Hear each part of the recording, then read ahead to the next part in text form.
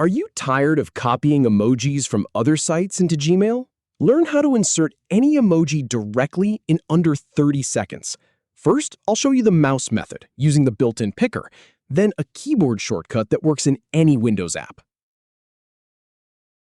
Start by heading over to Gmail's homepage.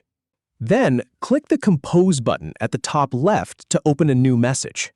Now, place your cursor right where you want the emoji to go in your email.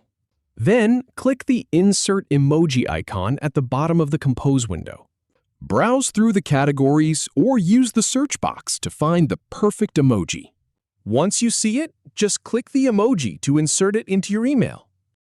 And if you prefer keyboard shortcuts, you can also press the Windows key and period to bring up the emoji picker.